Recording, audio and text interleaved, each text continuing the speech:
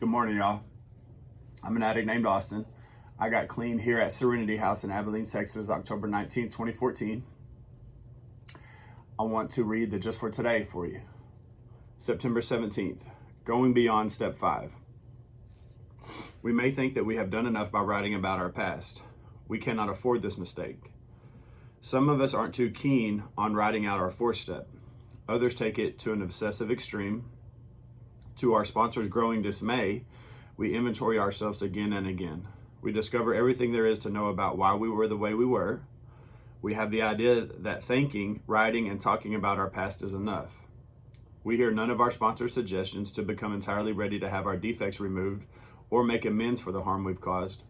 We simply write more about those defects and delightedly share from our fresh insights. Finally, our worn-out sponsor withdraws from us in self-defense. Extreme as this scenario may seem, many of us have found ourselves in just such a situation. Thinking, writing, and talking about what was wrong with us made us feel like we had it all under control. Sooner or later, however, we realized we were stuck in our problems. The solution's nowhere in sight. We knew that if we wanted to live differently, we would have to move on beyond step 5 in our program. We began to seek the willingness to have a higher power remove the character defects of which we've become so intensely aware. We made amends for the destruction we had caused others in acting out on those defects. Only then did we begin to experience the freedom of an awakening spirit. Today, we're no longer victims. We are free to move on in our recovery. Just for today, although necessary, steps 4 and 5 alone will not bring about emotional and spiritual recovery. I will take them and then I will act on them. I'm very grateful for the step working process. And while I was in treatment, I worked steps 1 through 5. And I was exactly what the first paragraph, I was willing to write about all the really nasty, gross, messy stuff that I had done. And it was almost like I was in a competition to see who was the most gangster, right? And I was really open about all the things that I had done. But what I really needed to do is to continue working the steps, first of all, so I could get back around to the beginning of the steps. And actually with me, I think I just started over at step 1 when I got out so we could do some real work. And the next 4th and 5th step that I did, I was really able to get to the exact nature of my wrongs and find out that I'm not as bad as a person as I thought I was.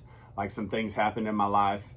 I didn't react like I should, and then I just continued to react that way over and never found any healthy coping skills. And I never really processed anything that happened, and I didn't really mature emotionally.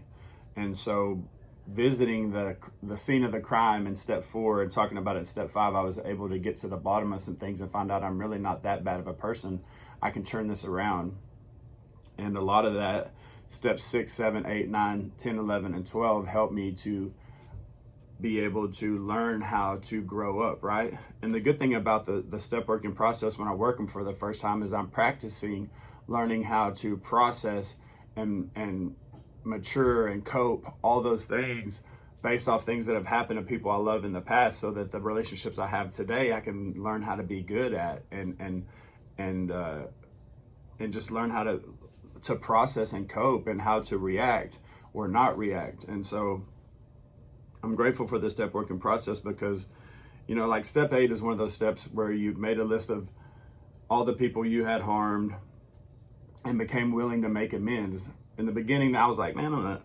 But now I know that if I want to learn how to treat the people that I'm in relationships right now and be good to them and grow up and act accordingly, I need to work a step 8. So I learn how to admit when I'm wrong, admit when I've been harmed, or admit when I've harmed somebody else, and how to make amends so that I can move forward. Because if not, I'll just end up getting in a bunch of relationships, and when some things happen and it's time for me to act right or grow up, I'm not going to be able to because I haven't any practice. Or it's going to be messed. Or if I do for the first time decide that I really love and care about somebody and I want to do better, they're going to have to deal with my mistakes. Thank God I found somebody that does deal with my mistakes. And thank God that I believe in the whole step working process now so that I can get some freedom and be good to the people that I love. And that's all new, right? I hope that's the hope shot for you today, that you can find a new way to live and that you can learn how to process your emotions, treat yourself good, and treat others good. Thank you for tuning in. I hope you have a good day. We'll see you tomorrow.